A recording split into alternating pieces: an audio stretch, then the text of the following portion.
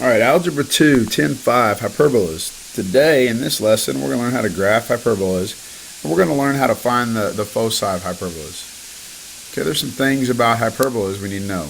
The transverse axis, the foci, and the vertices, okay? So let's just get started in it. Okay, mathematically speaking, a hyperbola is a set of points P in a plane such that the difference between the distance from point P to two fixed points F1 and F2 is a given constant. So you could say the absolute value of the difference between the length of PF1 minus PF2 equals K. Alright, each fixed point is a focus of the hyperbola. The segment that lies on the line containing the foci has endpoints on the hyperbola called the transverse axis. And the endpoints of the vertices of a hyperbola, okay? The midpoint of the segment is the center of the hyperbola. Okay, so let's look at the diagram. This will make a little bit more sense. Okay, below in the standard form equation of a hyperbola is centered at 0, 0. So what do you notice? It's traversing the x-axis. It intersects the x-axis, so that tells you the x should go first. So it's x squared over a squared minus y squared over b squared. Now let's talk about what these values mean. All right, the a value is from the center to the vertices, just like it's been before. So that's the a value. Okay. The b value is going to be the distance perpendicular from the vertices, equidistance to make a rectangle. Okay, so that's my a value. That's my b value.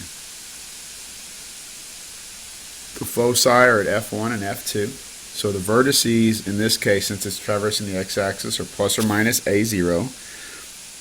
The asymptotes, those green dotted lines, okay, those green dotted lines, we're never crossing those lines. The equation of that is y equals plus or minus b over ax, when the x-intercepts are plus or minus a. And as you can tell, there are no y-intercepts.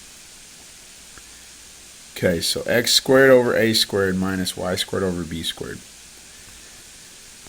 Okay, now you can tell in this one it's a little different.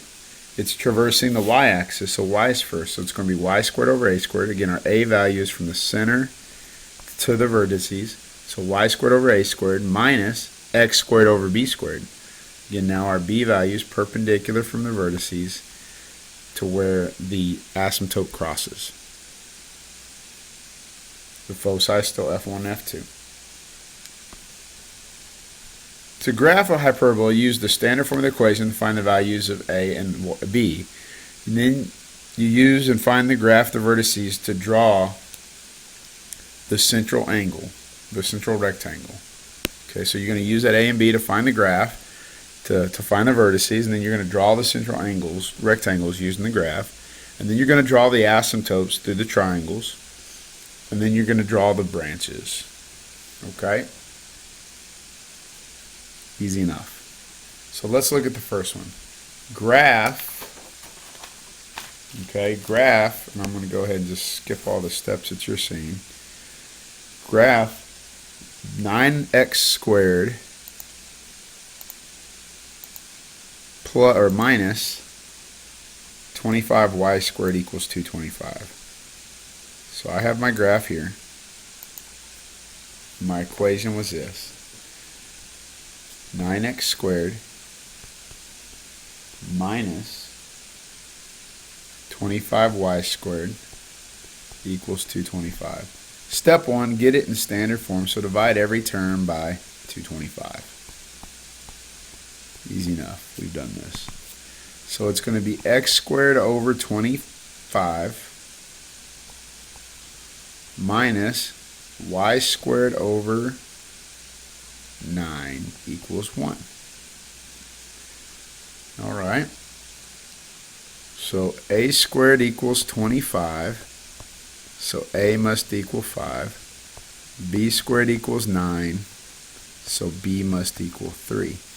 It's on my x-axis, so my a values are 5. 1, 2, 3, 4, 5. 1, 2, 3, 4, 5. Okay, my b values are 3. So 1, 2, 3. 1, 2, 3, 1, 2, 3, 1, 2, 3.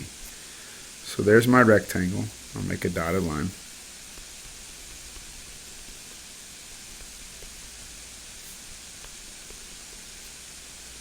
So now we're going to draw our dotted lines, or our asymptotes, I should say.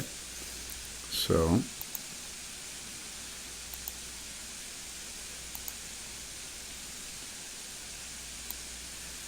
our asymptotes are going to go through these lines.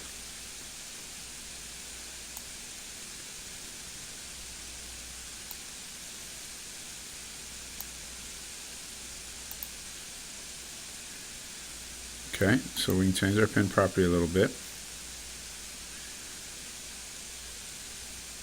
We'll make these like green lines or something. There we go. Okay, you gotta draw another one.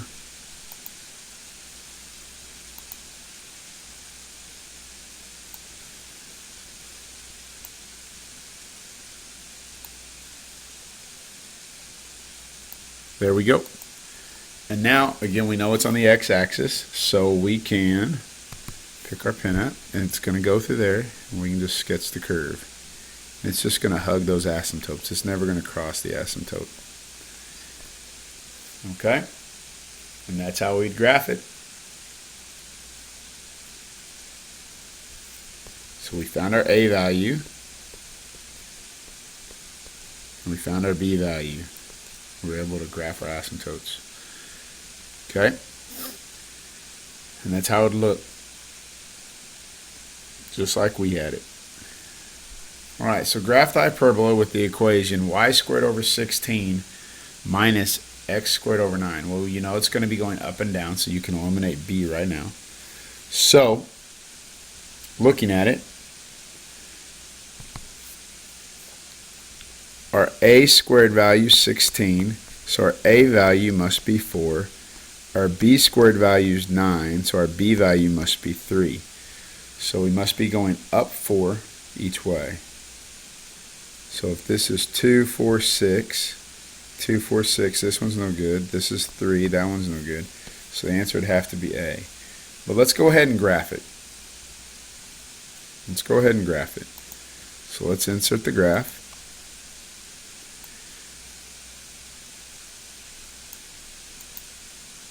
Okay.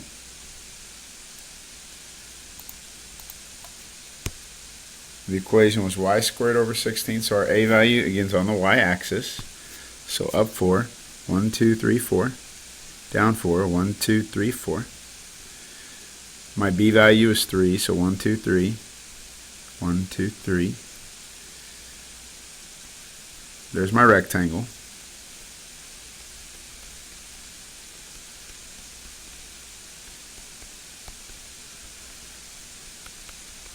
So my y values, these asymptotes, is going to be plus or minus.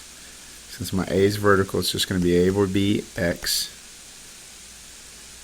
Okay. Now we can graph our lines. Our asymptotes.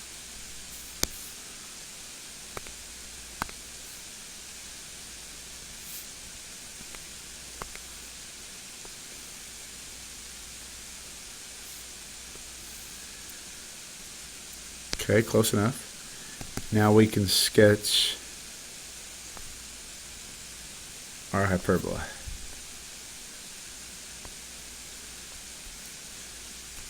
Okay, so by looking at what we just did, the answer looks like A. Okay, moving on. So now we can use the foci. We can use plus or minus c for the coordinates of the foci if the transverse axis is horizontal, or 0, comma, plus or minus c if it's vertical. The distance between the foci is 2c. Alright, which would make sense. And the length of the diagonal is also c for the central triangle. So you can find the value of c using the Pythagorean theorem. C squared equals a squared plus b squared. So if we know our a and b values, we can find the foci, just like we were able to before. Okay. Finding the foci of a hyperbola. Find the foci of x squared over 36 minus y squared over 4. So my a squared value is 36. My b squared value is 4. So c squared equals a squared plus b squared. So c is going to equal the square root of those. So c is going to equal the square root of 36 plus 4. So c is going to equal the square root of 40. So the square root of 40 would be 2 square root of 10.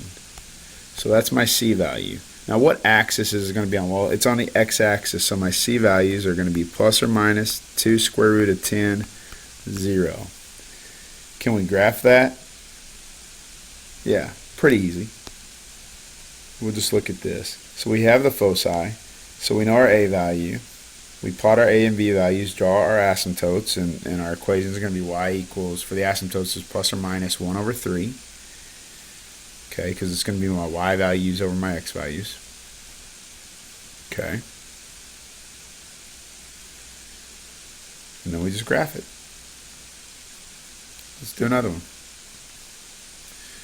Find the foci and draw the graph. So now we'll actually do all the work on this one. So I have x squared over 25 minus y squared over 9 equals 0 or equals 1. So we're not even going to look at the graph. So let's insert our own graph. Can we find our a, b, and c values real quick? Sure. Well, a squared is going to be 25, b squared is going to be 9, c squared is going to be the sum of those, so that's going to be 25 plus 9, which would be 34. So c is going to be the square root of 34, so somewhere between 6 and 5. So my a value, it's on the x-axis, is 5. My b value is 3, so we can create our rectangle. 1, 2, 3, 4, 5. 2, 3, down 3, 1, 2, 3. 1, 2, 3, 4, 5, 1, 2, 3, down 3, 1, 2, 3. Okay, we know our asymptotes are going to have equations like this. Y equals our y value over x value. So 3 over 5 plus or minus 3 over 5x. So there's my diagonal. There's my box. My foci are at close to 6. So my foci is right there and there. So now let's draw our box. Let's draw our asymptotes.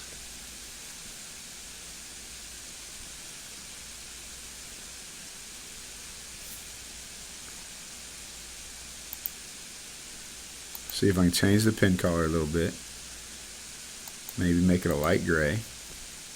There we go. Let's do it again.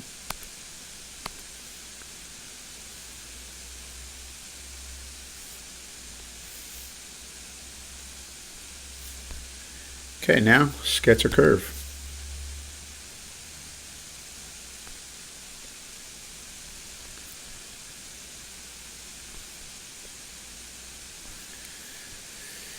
Alright, so which one would it be? Our foci are on the x-axis, so the foci would be at plus or minus the square root of 34, 0. And the graph should look like something I have on the right. So the answer would be A. That is it for hyperbolas.